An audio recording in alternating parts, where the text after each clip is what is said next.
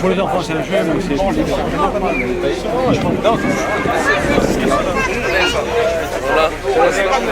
Ça va? Enlève ta main, enlève ta main. Merci d'être venu et tout. Et là, on va louper quand les jeunes ils sont arrivés. Pourquoi ils sont partis? Non, non, les jeunes ils sont arrivés, ils sont fait contrôler par la police. Voilà. Pour rien. Ouais, pas grand-chose.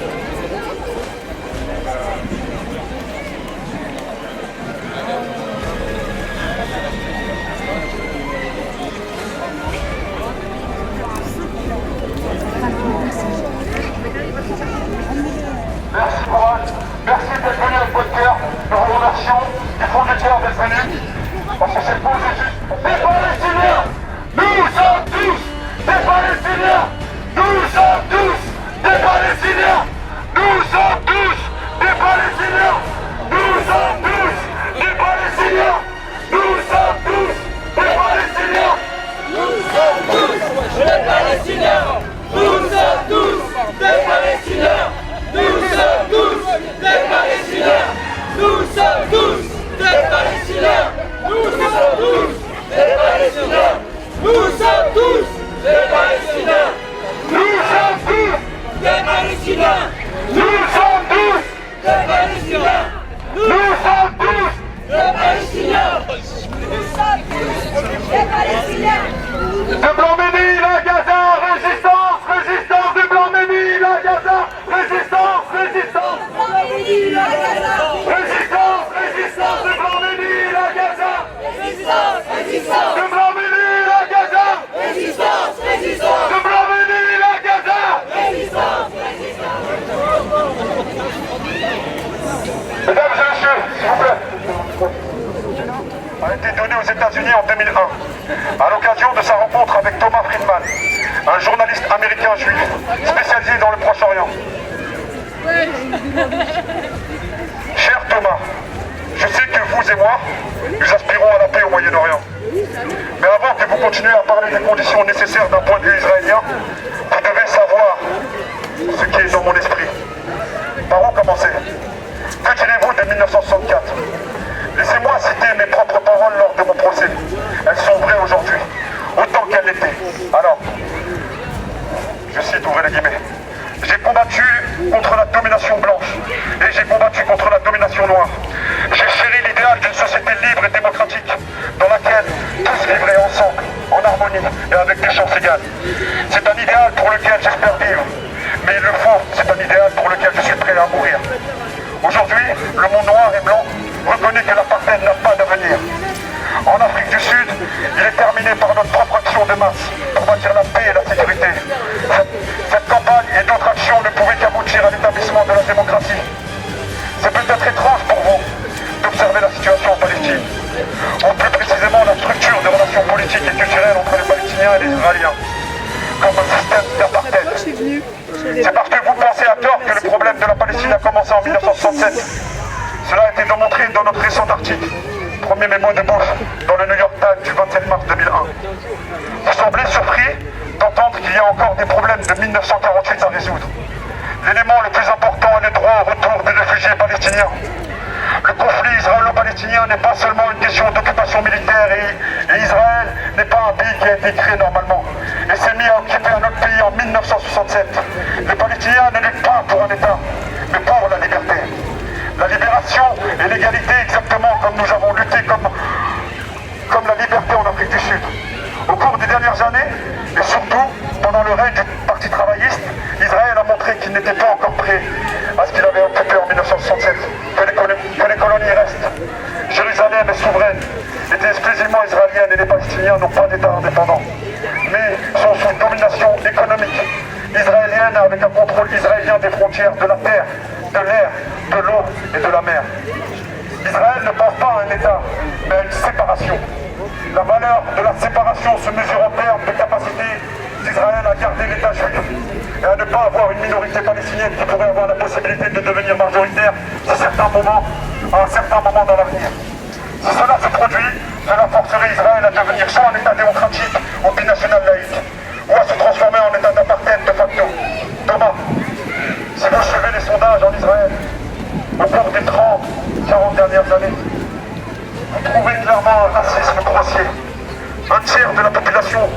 déclare ouvertement être raciste.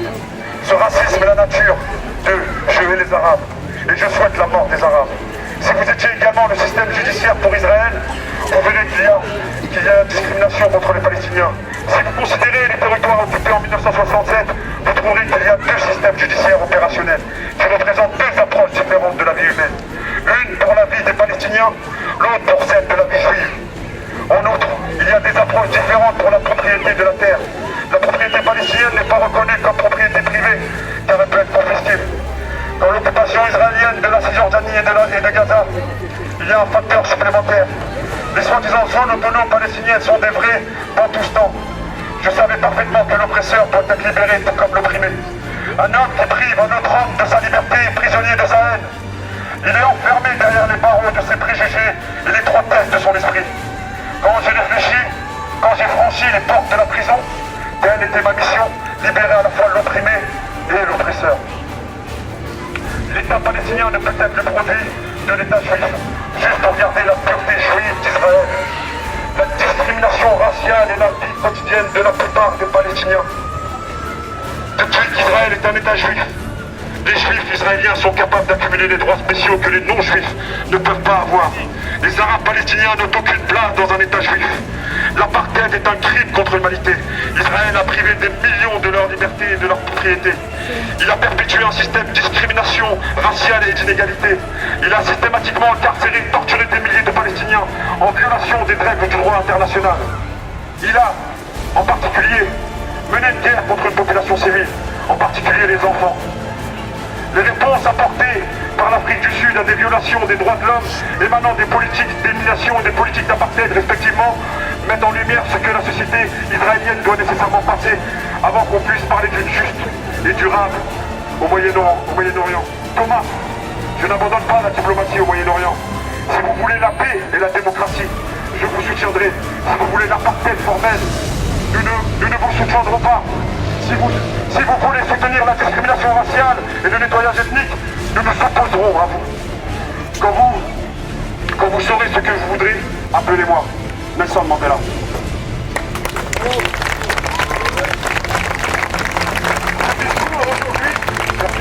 Ce discours aujourd'hui est incroyablement d'actualité. Face à cette salle, des chats, des drones, des enfants qui jouent sur une place. Ne demandez rien. Les pseudo-terroristes sont les Suisses pour pas que faire. Regardez, ne confondez pas juifs et sionistes comme eux, ils confondent musulmans et terroristes. Soyez attentifs. Le judaïsme, lui, il est millénaire des politiques d'apartheid avec les non-juifs aux États-Unis en leur refusant l'action aux oppressions, pire encore, en détruisant leur face. Notre message, c'est de dire que nous sommes tous nous devons sensibiliser la population à la campagne BDS. Boycott Schengen, des investissements pour les Palestiniens. Aujourd'hui, à cause des images qui parviennent des territoires, ce n'est pas la violence qui cause l'occupation, c'est l'occupation qui cause la violence. C'est toujours l'oppresseur, non l'opprimé qui détermine la place de lutte. Si l'oppresseur utilise la violence, l'opprimé n'aura pas le choix que de répondre. C'est qu'ils fassent leur travail avec force et courage. Qu'ils n'aient plus peur de dire nos forces qui s'appliquent le emploi même mesure. Le fait que notre Premier ministre Emmanuel Macron est plus faible et défend les corps et âmes des opprimés aujourd'hui, avec le président de notre gouvernement, dans sa plus grande majorité, ont choisi clairement le camp de la barbarie sioniste et la politique criminelle de Benjamin Netanyahou. Honte à la communication de l'Élysée. En tant que citoyens réunis ensemble, nous condamnons fermement ces positions incroyables. Nous souhaitons la séparation de l'État et du Christ. Il est impossible de pouvoir trouver une sérénité complète quand la moitié du gouvernement élu passe obligatoirement recevoir ses ordres ordinés de tout dernier.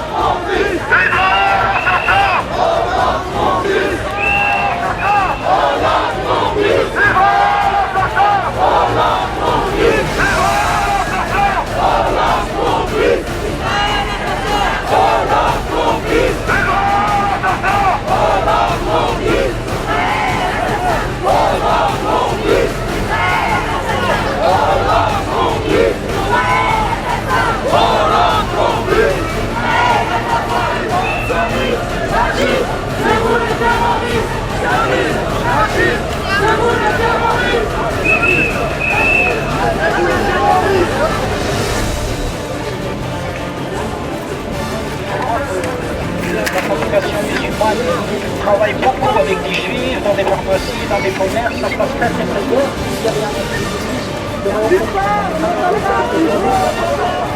Etc. jusqu'à la fin de la Deuxième Guerre mondiale. Alors, regardez bien combien de musulmans, nos grands-parents sont morts pour que ces juifs soient libres, sont morts alors qu'ils n'avaient aucune raison d'aller se battre là-bas, puisqu'eux-mêmes ils étaient colonisés. Donc la liberté, on vient beaucoup à nos grands-pères qui sont morts. Combien sont morts? Allez voir là-bas les cimetières de Verdun. Combien de musulmans sont morts? Pendant que d'autres faisaient la chasse aux juifs. Et on sait qui sont ceux-là qui faisaient la chasse aux juifs. C'était pas des musulmans. Les cheminots de la SNCF, c'était pas des cheminots qui ont amené les juifs à Auschwitz. Voilà. Deuxièmement, le plus important, il y a la complicité de la France et de l'Allemagne. Eux, ils ont contribué à ce génocide en compensation. Qu'est-ce qu'ils ont fait? Est-ce qu'ils ont donné une portion de leur territoire? Est-ce que la France a donné l'Alsace-Lorraine ou l'Allemagne a donné la Bavière pour créer un État juif? Pourquoi il n'aura pas donné? Pourquoi que ce soit les Palestiniens qui paient aujourd'hui le prix? Est-ce que pour autant on a créé cet État? Est-ce que jusqu'à ce jour il y a une paix? Pourquoi? Parce qu'il n'y a pas une vraie démocratie, il n'y a pas une vraie entente entre juifs et musulmans, parce qu'il y a un sionisme là-bas. Déjà là-bas en Israël, il y a un racisme entre eux. Allez voir les juifs du Maroc, comment ils y sont. Beaucoup sont retournés au Maroc, beaucoup sont retournés en Tunisie, parce qu'ils sont discriminés, même chez eux. C'est ce qui se passe là-bas. Il y a une armée de mercenaires. Une armée de mercenaires, c'est des gens qui viennent de partout se battre avec Israël. De partout. On a vu ces dernières fois un Français israélien. Ce sont que des combattants du Hamas qui se battent là-bas. Alors arrêtez. Donc tout ce que vous dites c'est faux, c'est fait exprès, c'est un sionisme mondial avec la complicité de la France et des États-Unis. Et des médias. Parce qu'ils ont leur intérêt. Voilà ce que je voulais dire.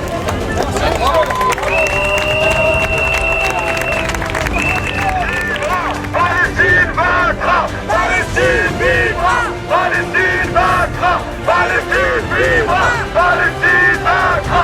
Palestine vivra! Palestine vivra! Palestine vaincra! Palestine vivra! Palestine vaincra! Médias français, on veut la vérité! Médias français, on veut la vérité! Médias français, on veut la vérité! Médias français, on veut la vérité! Médias français, on veut la vérité! Médias français, on veut la vérité! Médias français, on veut la vérité! Nous sommes tous des Palestiniens! Nous sommes tous des Palestiniens! Nous sommes tous des Palestiniens! Nous sommes tous des Palestiniens! Nous sommes tous! Mesdames et messieurs, je tenais à préciser une chose, que ça soit bien clair dans toute la ville de Bambénil et tous les gens qui sont aux alentours. Ce qui est noble, c'est un radio. On ne se permettra jamais de prendre que. On ne peut pas se permettre de faire ça. On n'a pas le droit. On n'a pas le droit. On doit rester droit dans nos bottes. On doit fixer nos objectifs. Et on ne doit pas lâcher la lutte. Nous serons là-bas. Que ceux qui veulent venir se joindre à nous, qu'ils aillent, ramenez vos enfants, soyez pacifistes, n'oubliez pas que nous sommes dans un état oublié, que nos droits, ils sont tous des Palestiniens, nous sommes tous des Palestiniens, nous sommes tous des Palestiniens, nous sommes tous des Palestiniens, nous sommes tous des Palestiniens, nous sommes tous. Je vous demande de la respecter. Merci.